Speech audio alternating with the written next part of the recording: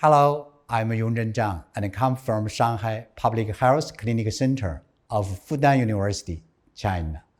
Over the past 20 years, I mainly worked at China CDC in Beijing, and then mainly worked in Shanghai since 2018. During initial, my research focused on rabies and hemorrhagic fever with renal syndrome. Since 2002, I have worked mainly on the diversity, evolution, ecology, and transmission of virus, and I want to better understand the relationship between novel and known virus, as well as mutation of known virus in nature. In addition, we also work with clinicians to find the etiological agents for a disease that they couldn't diagnose.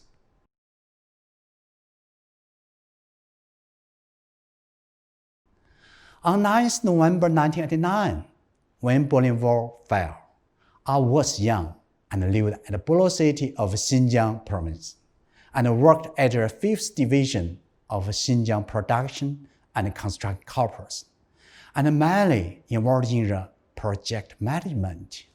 Also, I couldn't fully understand the significance of the falling of the Berlin Wall.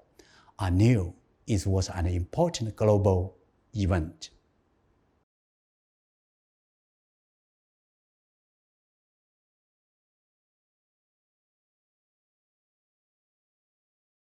When I was a child, I wanted to become a general to lead my soldiers to fight in battlefield.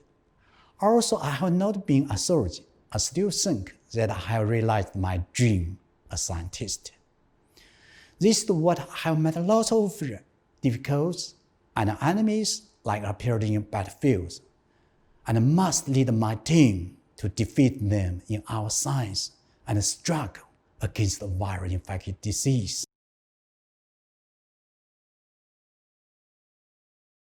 For virology, due to the variety of genetic strategies, genome complexity, and the ubiquity of virus in nature, the picture of virus evolution and origin, including the link between virus and other cellular organisms, remain unclear. What qualifies as a virus? A virus ultimately distinct from a single primordial virus, or have multiple origins. If viruses have multiple origins, how many independent lineages are there? What is the age of different distribution of different groups of viruses? Are they ancient or have they been emerging continuously throughout life's evolution? To solve these questions, we need to find more and more novel viruses, especially those that share low or even no similarity with known viruses. So, our challenge is how to establish a novel detection protocol to find unknown virus, and how to collect enough viral animal samples from various ecological environments. For virus identification, we established the protocol using a meta-transcriptomics, mainly including sample processing and RNA sequencing. For sample collection, we have the best collaborate from local CDCs and institutes. They have done their best for sample collection over the past 15 years in China. My best friend Eddie often says, "My team is like one family." For public health, in the history of human struggle against infectious disease, the first important thing is to find etiological agents when a novel disease emerges. Generally, it takes scientists a long time, several months, several years, or even more, to determine the agents. Humans are always in passive defense against the infectious disease. When could we predict the emergence and outbreak of infectious disease as accurately as best forecast? Even we couldn't realize the prediction, is it possible that we couldn't immediately identify the agents when the disease appears.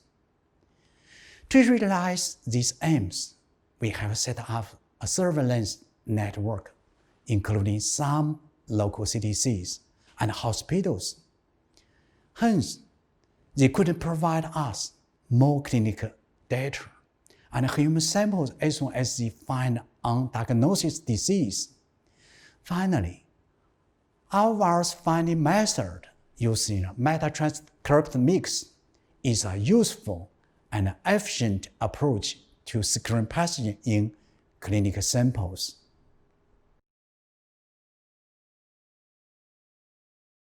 To better understand the diversity and evolution of viruses during the past 10 years, we have identified more than 2,000 distinct RNA viruses. For example, genetic virus, true virus, and chain virus in invertebrates and vertebrates stemmed from various ecological environments, including lands, rivers, lakes, and oceans in China. Some of them have already been defined by the International Committee on Taxonomy of Viruses. Adding the list, 3 new orders, 8 families, and 3 subfamilies in 2018. To our knowledge, we are likely the first contributor to the virus list defined by ICTV at the species, genus, family, even order level.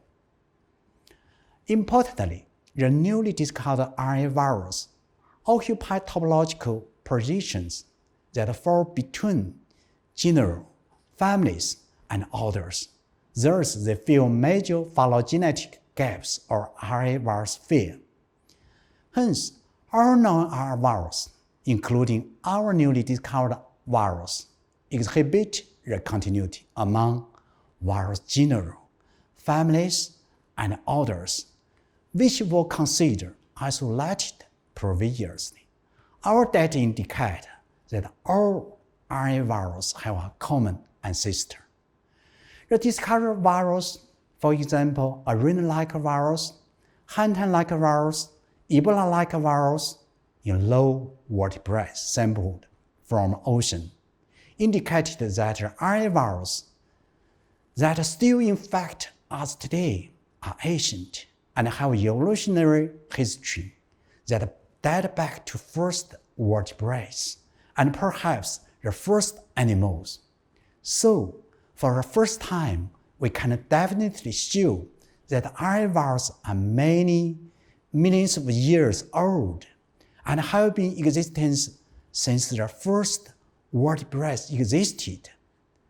Viruses are everywhere, and our works make it clear that there are still many millions of more viruses still to be discovered.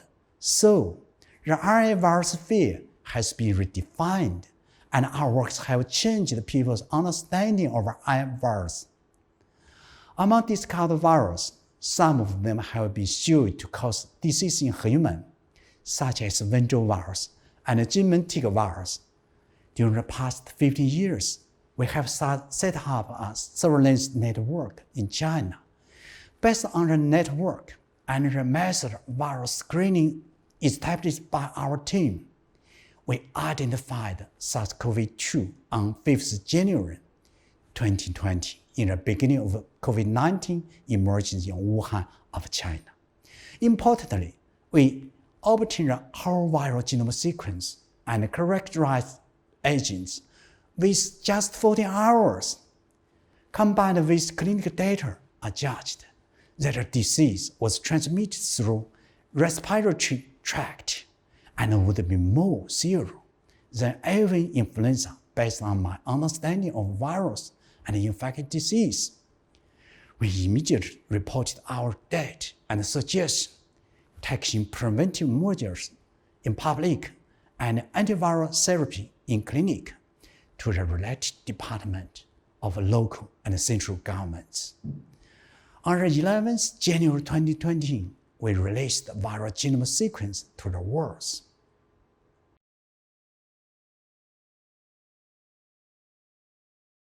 For science, as I mentioned earlier, our works have changed people's understanding of the RNA Virosphere. For public health, our works indicate that the virus everywhere in nature. Also, currently, we couldn't predict which of them will cause disease in humans. We can realize early detection, early characterization, early analysis, and early warning. Especially, the identification and the release of SARS-CoV-2 have provided the base against the virus, which have already caused a global pandemic and a severe disaster in humans. My wife, who was also working in China CDC, fully understood the significance of my works. She contributed all what she could do. Especially, she didn't put me any burden and still helped me even she suffered 8 years severe disease. It's very bad that she had gone. October last year, finally, my best friend, Eddie, a top virologist in the world, often tells me that your works changed the virology.